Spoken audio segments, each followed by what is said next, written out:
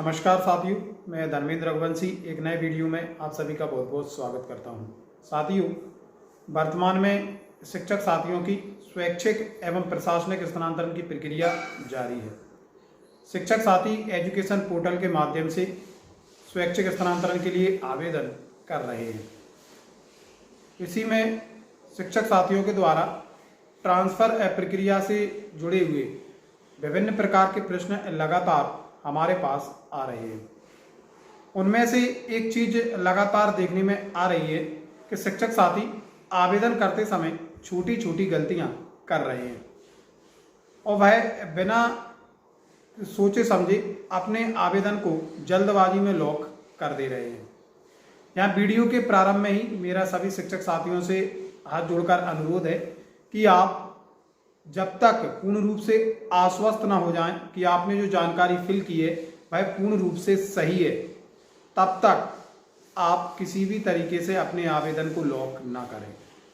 जब एक बार आप पूर्ण रूप से आश्वस्त हो जाएं, उसके बाद ही आप अपने आवेदन को लॉक करें। बहुत सारे शिक्षक साथी स्व घोषणा पत्र बिना हस्ताक्षर किए ही अपलोड कर दे रहे हैं। उसके बाद लगातार उनका प्रश्न आ रहा है कि क्या हमारा जो आवेदन है वह मान्य होगा या नहीं। तो मैं आपको बता दूं, ऐसी स्थिति में आप लोगों का जो आवेदन है वह किसी भी परिस्थिति में मान्य होने वाला नहीं है। आप इस चीज़ को समझें। और सबसे बड़ी समस्या यहाँ पर ये होती है कि यदि आपने आवेदन को एक बार लॉक कर दिया तो आप उसमें किसी भी प्रकार का संशोधन नहीं कर सकते हैं। इसलिए आवेदन को उसी परिस्थिति में लॉक करें जब आप पूर्ण रूप से आश्वस्त हो जाएं कि आपने जो जानकारी फिल की है वह एकदम सटीक है और किसी भी प्रकार की जानकारी आपने आवेदन में भरने में मिस नहीं की है। साथ ही साथ एक एरर लगातार आ रहा है कई शिक्षक साथियों के, जब वो आवेदन कर पा रहे हैं कि आप स्वैच्छिक स्थानांतरण करने के लिए पात्र नहीं है या आप आवेदन नहीं कर सकते हैं। इसको लेकर कुछ शिक्षक साथियों के मेरे पास प्रश्न आए थे कि सर इसमें ऐसा हमारे जो आवेदन है उसमें ऐसा इसलिए आ रहा है क्योंकि हमारी पहले साला अलग थी और अब एकीकृत हो गई है, इसलिए हम आवेदन नहीं कर पा रहे हैं। तो मैं आपको बता दूं, ऐसा बिल्कुल नहीं है कि एकीकृत साला होने पर ये एरर दिखा रहा है। ऐसा बिल्कुल भी नहीं है, क्योंकि मैं खुद, मेरी साला खुद एकीकृत हुई है और मैं स्वैच्छिक स्थानांतरण के लिए आवेदन कर पा रहा हूँ। इसके लिए कई सारे रीजंस हैं, जैसे कि मान लीजिए किसी शिक्षक साथी ने पिछले कुछ समय पहले स्थानांतरण लिया हो, इसलिए एरर दिख रहा है। शिक्षक साथी किसी विशेष प्रकार की प्रतिनियुक्ति पर हो, इसलिए एरर दिख रहा है।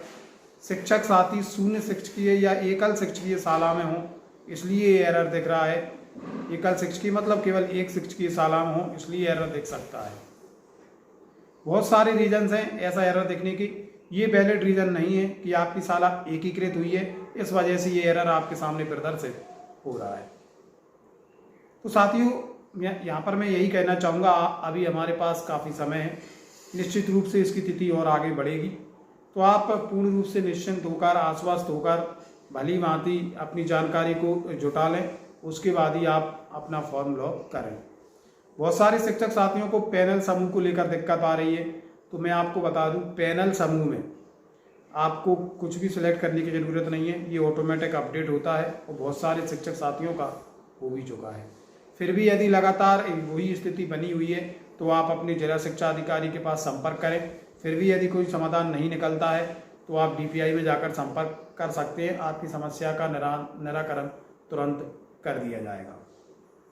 तो साथ ही ये कुछ छोटी छोटी चीज़ें थी, और शिक्षक साथी लगातार इन चीज़ों को लेकर प्रश्न करते हैं तो दुख होता है कि साल भर में यदा कदा ही शिक्षक साथियों को ट्रांसफ़र लेने का मौका मिलता है और उसी में उनके द्वारा ऐसी गलतियां कर दी जाती हैं। मैं पुनः आप सभी से यही कहूँगा कि पहले अपने आवेदन को पूर्ण रूप से भली भांति मिलान कर लें, उसमें देख लें किसी प्रकार की त्रुटि तो नहीं है, कोई जानकारी उसमें रहने की फिल करने के लिए शेष तो नहीं है। उसी स्थिति में आप आवेदन को लॉक करें। हमारे पास काफ़ी समय है। साथियों, पुनः ट्रांसफ़र प्रक्रिया के नए अपडेट के साथ आप सभी के बीच उपस्थित रहूँगा। कैसी लगी आज की जानकारी कमेंट बॉक्स में अपनी प्रतिक्रिया अवश्य दें, और ऐसी जानकारियाँ समय समय पर आप लोगों तक पहुँचती रहें, इसके लिए आप हमारे चैनल को सब्सक्राइब जरूर कर लें। बहुत बहुत धन्यवाद।